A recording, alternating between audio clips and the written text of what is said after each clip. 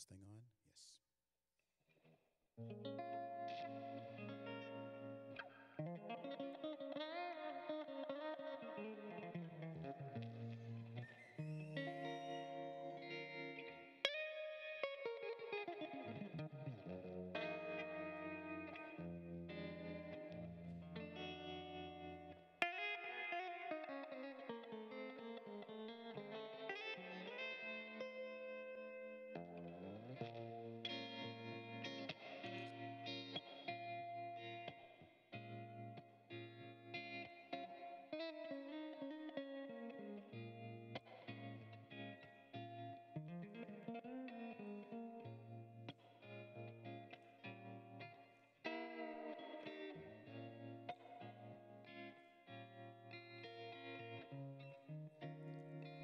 People smile at me sometimes, but you know I've come to find they don't know.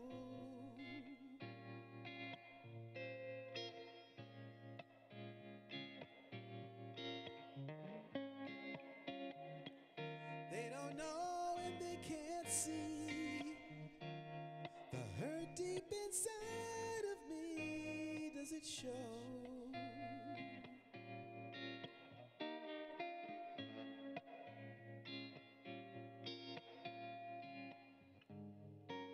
Friends are never there when I need them. I'm so alone.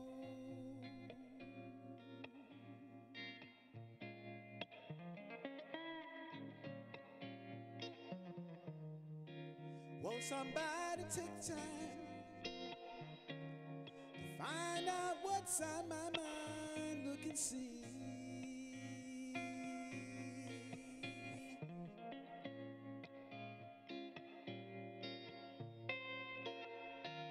There's so much happening within, but it seems like nobody's listening to me.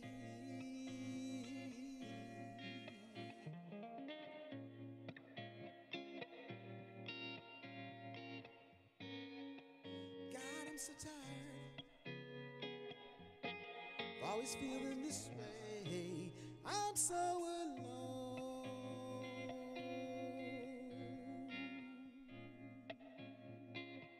So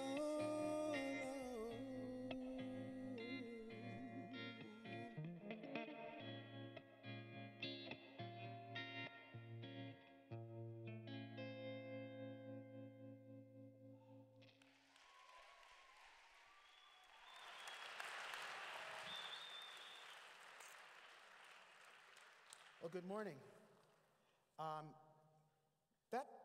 That song's probably not going to make the morning band chapel rotation, Jeannie. I don't think y'all should do that one. It's kind of not the way you usually expect to hear it in a chapel. And I got to be really honest with you. I have no idea what was going on second semester, my sophomore year in college, when I wrote that. No idea. Maybe some pretty young lady had decided I'd be a really good friend.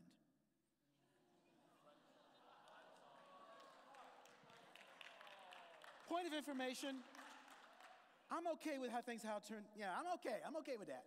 36 years of marriage, 3 kids, a grandchild, and a cat named Sprinkle. I'm good. But I don't know if that's what it was. I don't remember. I was 19. But I think I hit on something that we've all experienced. At some point in your life, you have felt like, nobody's got time for me. Nobody knows who I am. I'm on my own. No one's really ready to listen. The condition of loneliness seems to be an innate human thing. In fact, the Bible doesn't even get 2 chapters in before God looks at Adam and says, not good. No. Adam, go to sleep. I got a surprise for you. And that would be another talk show. So Tom said, Bill, pick a proverb, any proverb. Great. Well, 17 has been my number for my whole life. I don't know why, but it has. So I said, let's see what's there. So I rolled with Proverbs 17:17, And this is what it says. It says, a friend loves at all times, and a brother is born for a time of adversity. And I said, that'll preach. I can work with that. I looked at some other translations, and there was some diversity in interpretation. And I said, okay, this is great. To praise another McCoy, I'm a piano player and not a biblical scholar. But I said, let me try and see what the basic thing of this is. And basically, it's about friends and family. Sounds like a cell phone plan. And maybe actually what the Amplified version was trying to hit is maybe it's really saying, friends are family. That when we're really friends with each other, it goes beyond just friendship and becomes something very intimate and very special. Now, Dr. Keener, Chase's dad, did a great job of talking about how friends can be a power of influence. I'm going to take a slightly different tact. And today I'm going to be talking about friends in times of adversity and how friends can help you through. So there's a definition that we're using at my church to define love, because it said a friend loves at all time. This is something that a friend of ours, Bishop Thompson, came up with, and I think it's a pretty good one. The determination to benefit others even at one's own expense. I think that's a good starting point for love. You can evaluate your actions based on this paradigm. So before I talk about friendship in times of trouble, I want to actually talk about a living illustration that I've come to know about. There's a ministry group on campus, and they've got their ministry, and they do their thing, and they do it well. But what they do even better is care for each other. And they've let me crash their Facebook page, and I've seen them post prayer requests and put reflections and share sorrows and joys and victories, and it's a beautiful thing. It's really been a beautiful thing to watch. And these folks, they hang together, they eat together, they sleep in chapel together, they do all kinds of great things together. Y'all wake up, please. And, once in a while, someone will be going through a really rough time. Something that how should I say this? A fecal-based meteorological disturbance. Yeah, a fecal-based meteorological disturbance. Pull out your thesaurus and see if you can come up with that one. All right, and so they go through these tough times together, and what's really beautiful is that they trust each other. They're actually willing to put this stuff out there, and they will care for each other. And that's a really beautiful thing. They're truly brothers and sisters in adversity. So I thought to myself, what are the traits of a real friend in adversity? And I came up with 4. There might be others, but these are the 4 These are the kinds of friends that you want. This is the kind of friend you want to be. All right? So first of all is someone with whom there's safety. 2 tips here. First of all, the protection of my privacy. How many people here have been burned by Mr. Big Mouth? You know what I'm talking about? You told them what? Anybody ever have that happen to them? Where someone broke the confidence that you put in them, and you're on blast. Don't be that dude. Don't be that friend. A friend will protect what you give them and respect you enough to do that. Along with that is the preservation of dignity. We've all met people who, when you're with them, you feel worse about yourself. Y'all know that person too? But a friend will actually protect your dignity. Now, no student will ever be invited to a chapel staff meeting. And the reason why is because we're crazy. And Hannah and Mary can testify. Poor Mary just graduated 10 minutes ago. She doesn't know what she's gotten into. But our meetings are nuts. We've got nicknames for each other. We make comments about all things. And, the other day, Tom, never mind. The point is we clown each other, but it's done in a spirit of love and appropriateness, and we know where the boundary is. But you've met the person who doesn't know where that boundary is. Don't be that dude. Don't be that woman. A friend will respect your dignity and do what they can to really help you feel better about yourself and not to tear you down. Second point would be depth. 2 things I mean by this. First of all, the comprehensiveness of sharing. What I mean is that I've got friends who I can talk about with this part of my life and this part of my life. It wouldn't be appropriate for me to go into this with you. But there are some friends I have where the whole thing is out there. And you've got to have a couple of friends where nothing's off limits, where your entire life can be an open book. That's really important, that somebody knows the whole story of what you're at, and vice versa. And then secondly, I said the importance of an informed understanding. Let me just try to illustrate something real quick. So I know that if I do a minor 7 flat 5 on a 2 chord, you got me, Adam? Oh, got it. If I do a minor 7 flat 2 on a 2 chord, and then I go to a 5 7 flat 9 flat 5, and I resolve that with a minor 6 9 on the 1, I know that's going to sound really nice. Yeah. How do I know that? I studied it.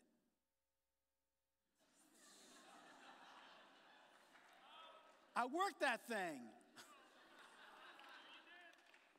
You know, instead of playing video games, I was studying Bach. That's how I know that. I did play the video games too sometimes, but that's another story.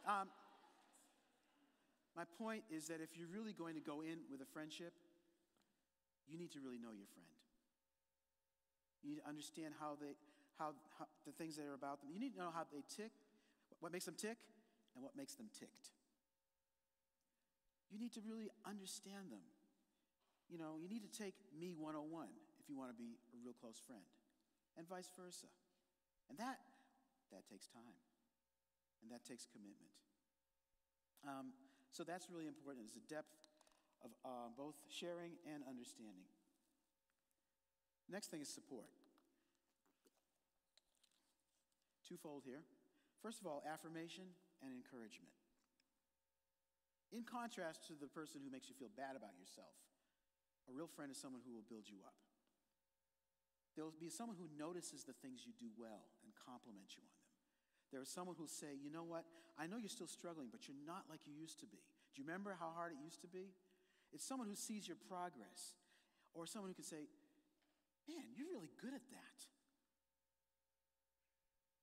That's what you need. And you also need someone who will encourage you to reach for what you may not think you can do. No, I believe you can do that. I believe in you. I know you can do this. I know it's going to be hard, but I think you've got what it takes. Please be that friend. We need that person. And the second area of support, we need somebody who's willing to be where I am, to sort of match my emotional temperature. Cringe-Worthy Story. Before we started dating, Polly and I were good friends, and one day we were walking from an event to her car. And we got to her car and found that somebody had smashed it. They dented it and left no note or anything, just a dent. And Polly, upon seeing this, uttered several colorful metaphors. And me, with the maturity and sensitivity of a gnat, proceeded to mumble some Christianese about how we should be happy in all things. More colorful metaphors ensued, and I almost died that day, which would have been totally appropriate. Don't be that dude. Don't do that. It took another 15 months before I was mature enough for even to look at me. But that's another story. The Bible says in Romans 12:15, rejoice with those who rejoice, weep with those who weep. When your friend is going through an emotional experience, that's not a good time to tell them why they shouldn't be feeling that way. Been there? Anybody ever done that to you? Did it work? No.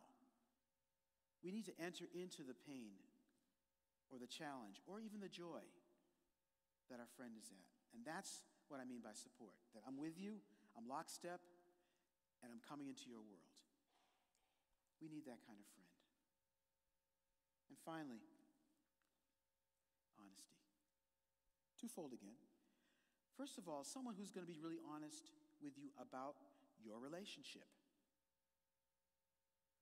There is nothing more damaging than to find out your friend has been mad at you for 6 months. And some of you, it's happened to. The relationship will seldom be the same. True? We need someone who's going to be able to say, you know, when you did that, that really hurt my feelings. Or even, you know, I think I let you down when I did this, and I want to apologize. We need a friend who's willing to put it out there and who values the friendship so much that they will not risk some drama and trauma to challenge it. That's the kind of friend we need. And then finally, we need a friend who's willing to challenge me. I need a friend who's going to step up to me and say, yo, your is showing. I need that friend. I need a friend who's going to say, Bill, that was messed up, man. You shouldn't have said that. Or, you could do better than this. I need someone to step up to me and spur me on to be my best. So I would say to you, those are the characteristics that I would look for when I'm looking for a friend in adversity. Now, you may say to yourself, Bill, is that really feasible? Is there any way we can get that light turned down so we can unwash that? You may say that's a lot to ask, Bill. Are there really friends like that?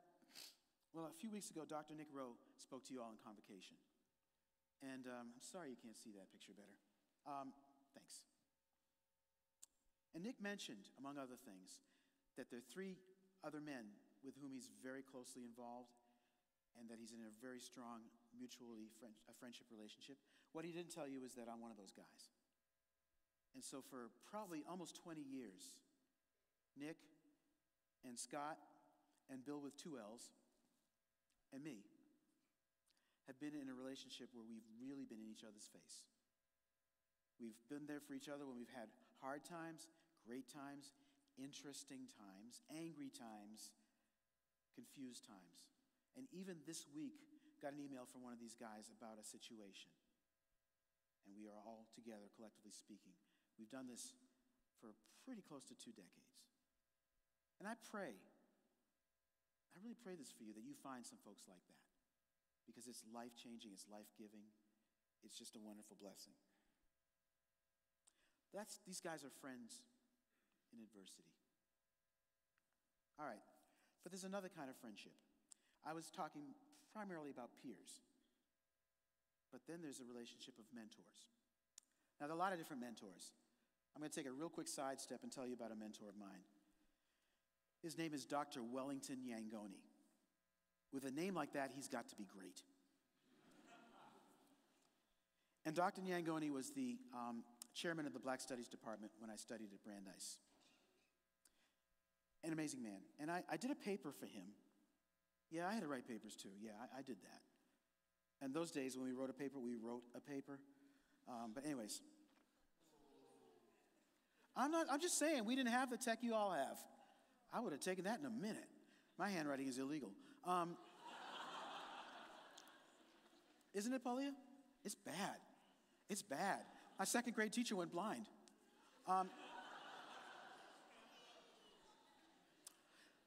But I handed Dr. Yangoni this paper, and he handed it back to me, and he had red inked it. He had red inked it. Every punctuation, every misspelling, every incorrect phrase, every attempt to pad it with crock-a-doodle-doo. The thing looked like it was bleeding. I took that thing to the emergency room. It didn't make it. And one phrase at a time, he walked me through that paper. Oh my gosh. And I will tell you, from that moment on, I became a great writer. That was it. That was it. Never went back to that. He taught me something really valuable. And I pray that at Gordon, you found some mentors like that who've helped to bring you to another level, like Dr. Yangoni did for me. But there are other types of mentors too. We need mentors who can really be soul mentors, who can really hear our heart cry and listen and love and care for us. And some of you in this room I'm looking at have done that with me. You've let me be your friend. You've let me share with you my strength, hope, and experience, what God has taught me. And I just want to let you know it's a powerful experience for me. It's one of the best things that could happen for me. And every time I speak, I say this. If you want to talk, I'm here. I've got an office way up there next to Hannah in the nosebleed section. And I have the most comfortable couch on campus. Can anybody testify to that? Anybody agree with that? The most comfortable couch on campus. I don't sit on it because I'll fall asleep. I've got 2 big ears and a little mouth, except when I sing. And I would love to hear and listen. So anybody, I'm serious. But I know that's true for the whole chapel staff. For Hannah, for Sarah, for Tom, for Lauren. We all feel the same way. And for the folks at CSD and the multicultural office. And there's so many people on campus and all the folks in Res Life and your teachers, your professors, and your coaches. And there's just so many people on campus. Listen, y'all, we are not here because of the amazing salaries we're pulling in. Sorry, Mike, but that's not why we're here. And the benefit package, it ain't bad, but that is not doing it. We're here because we've come to love you. And we have found you to be lives worth loving. See what I did there, Dr. Lindsay?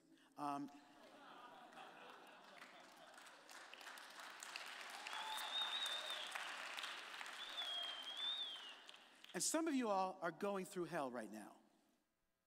Some of you are going through hell, and you know what? We had a motto in our old church. We want to love the hell out of you. Okay, some dude in the balcony just woke up. Did he just cuss? No, I'm serious. We want to love the hell out of you. Let us. Let us. If you've been thinking, I really need to talk to somebody, stop thinking, make it happen. Some of you may also be in a position where you can be a mentee. Maybe you can pay it forward. Maybe you see an underclassman who's struggling or just needs a guiding hand or seems lonely. You know, maybe this is to you, to pay it forward. There's one other type of relationship I want to talk about, and that's cross-cultural relationships. These are relationships that, when we think of culture, the first thing we all think about is race, right? And right now we're in an incredibly racialized society, and so that's kind of what we think, but it's much more than that. There's lots of potential cultural divides.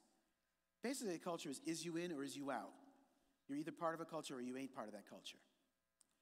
And so these are just some of the different kind of cultural divides. And my challenge to you all is to really pray about forming a friendship with someone who's from a different culture than you are. And not only forming that friendship, but going there. In other words, tell me about what it's like to be, fill in the blank. Let me come to your home territory and sit down.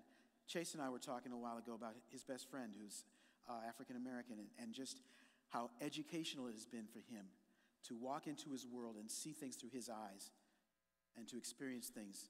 And it's taught him not only about what it means to be black, but what it means to be white.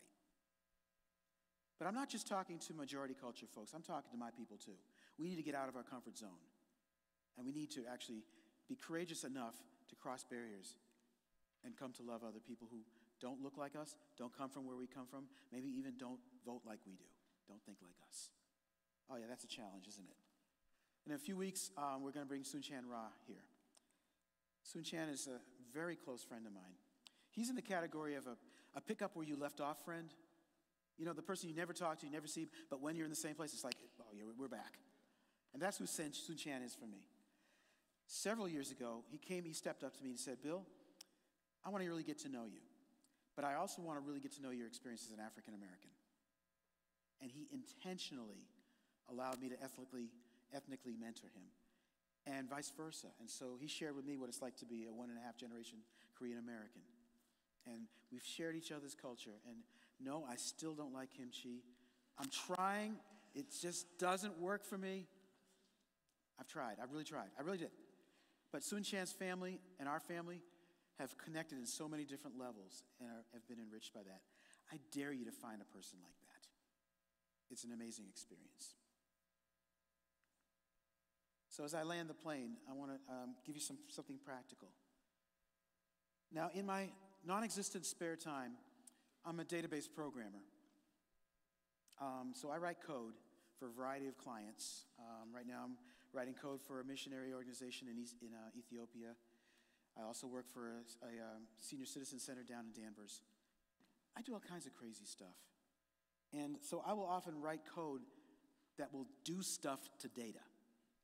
It does stuff. You press a button, stuff happens. And I think maybe y'all should look at your friend database and see if you need to do some stuff prayerfully. So, maybe there's some friendships you need to upgrade. You know? You've got a good friendship, but maybe it needs to go to another level. Or maybe there's some friends you need to add. You know, that you, as I shared, you say, well, I don't have anybody like that in my life. Maybe there's a hey acquaintance that you know. Y'all know what a hey acquaintance is? You walk down the quad, hey, that's a hey acquaintance. And maybe there's somebody that you really don't know, but you kind of like, maybe I should get to know that person.